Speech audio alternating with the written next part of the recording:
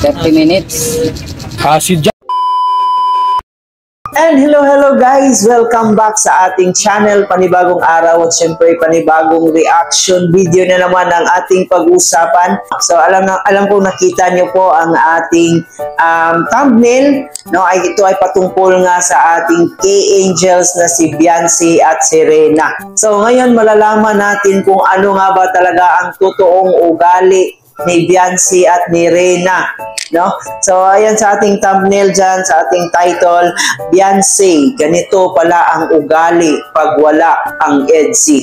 Alam naman natin guys na talagang may kanya-kanyang buhay rin ang ating mga K-Angels or yung ating mga love team.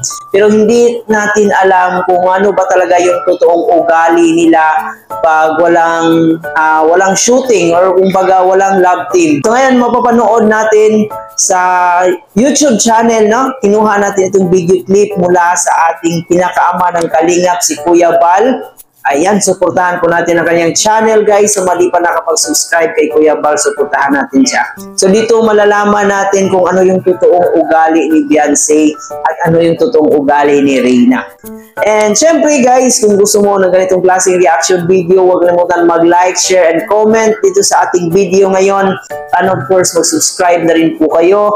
Isama nyo na rin po ang notification bell para mas updated sa ating mga gagawing reaction video. And higit sa lahat guys, huwag natin kalimutan, palagi natin suportahan ang pinakaama ng Kalingap, si Kuya Bal Santos Matubang, si Ate Edna Vlogs, si Kalingap Rab, at syempre si Jack Matubang. Nandyan din po ang ating mga keyboys, suportahan din po natin sila, lahat ng ating Kalingap partners and ang ating mga charity vloggers sa Pilipinas. So kaya naman guys, alam kong excited kayo, lalong-lalo sa ating mga EDC fans. Dito natin malalaman kung ano nga ba talaga ang totoong ugali ni Beyonce. So kaya naman guys, panoorin mo natin itong clip video na to and para malaman natin kung ano yung ibig sabihin ko sa reaction video na to. Panoorin mo natin to.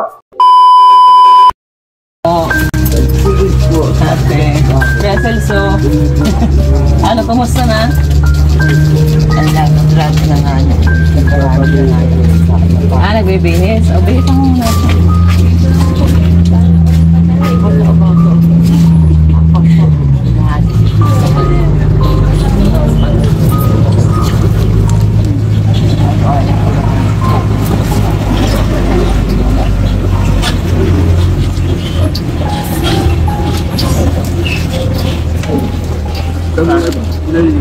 Kamu na.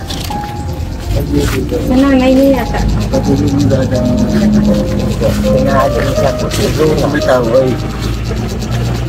Okay lang po. Basa man yata yung unan. Hindi ba? Hindi hawak niya yung basa na. Taas na. Wala itaas mo pa.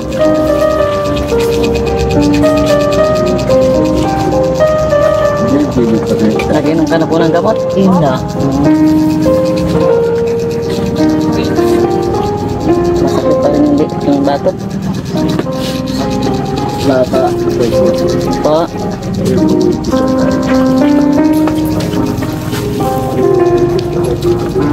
Oo.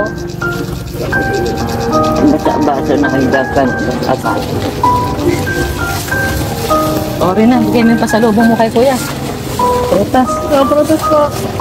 Ayan, dahil pasalubong sa Reyna. Para makakanta po ng prutas.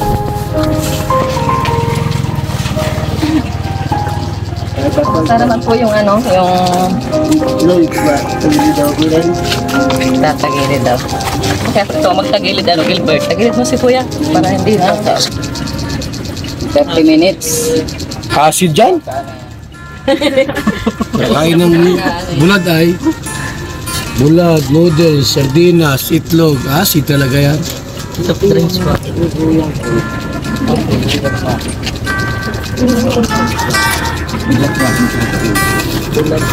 Magkaka ano yan? Magkaka pakiramdam.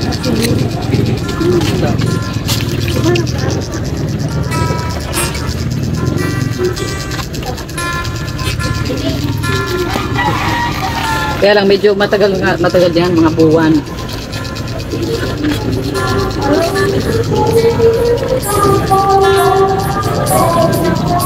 Kaya nang bahala, Lord.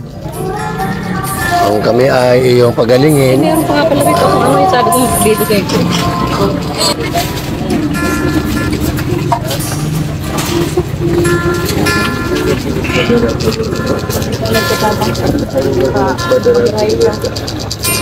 Tay, anong naramdaman niyo po? Ikaw ba ay napapaibig? O ano? Nakainom ka ng ano? Andiyan si Biancy. Capsule.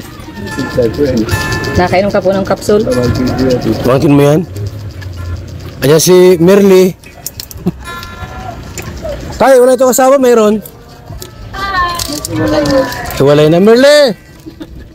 Merly! So yun na nga po guys, no? Nalaman at nakita natin na talagang may pusong paglingap rin itong si Biancy. So walang kaarte-arte si Biancy guys na inaasikaso ang papa ni Angel. Walang pag-alinlangan na tumulong.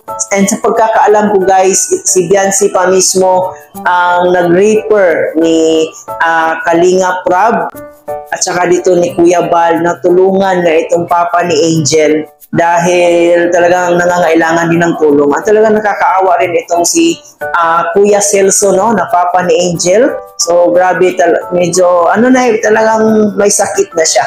And talagang naantig ako sa mga sinasabi ni Kuya Bal dito guys na habang malakas pa yung katawan mo, dapat marunong ka rin tumulong, marunong ka rin mag-share ng blessings mo para kasi pag huli na, pag meron ka ng sakit, talagang hindi mo na magagawa yan. Diba? Ang napakaganda din po kasi na pag nakatulong ka, hindi natin alam na yung tinutulungan mo noon, siya rin pala yung tutulong mo sa time na nangangailangan ka lang ng tulong.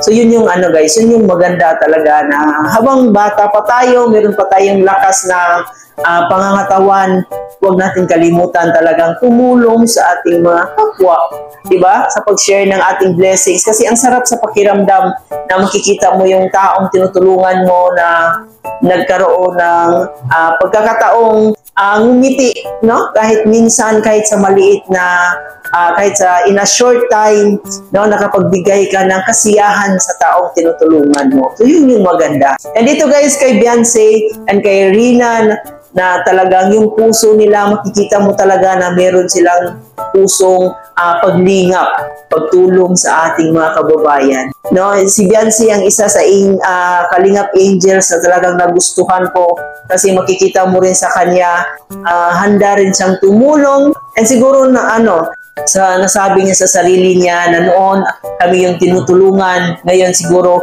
ito na yung time na ako naman yung tutulong. Kailangan din natin minsan share yung blessings natin sa mga taong nangangailangan kasi hindi naman lahat talaga nagbigyan ng tsansa na magkaroon ng marangyang buhay. At sa pamamagitan ng ating simpleng pagtulong sa maliit na bagay, malaking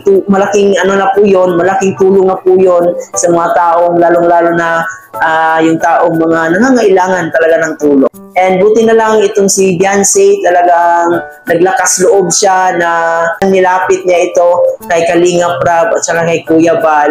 Kahit pa paano, mabigyan ng kunting tulong. So ayan guys, na-inspire kayo lalo na dito sa ating angels na si Biancy at saka si Reyna. And ito yung magandang example sa ating mga kabataan ngayon. Sana nalaman nyo kung ano ba talaga ang tunay na ugali ni Biancy sa likod ng EDSI. So alam naman natin, hindi lang pang pakilig ang kayang ibigay ni Biancy, kundi yung puso rin niya na handang maglingap para sa kanyang mga kababayang nangangailangan ng tulong. And nakikita ko dito sa personality ni Biancy na talagang handa-handa itong tumulong sa kanyang mga kababayan. So ayan guys, I hope na maging successful din itong si Biancy kasi nakikita ko talaga na meron siyang mabuting puso.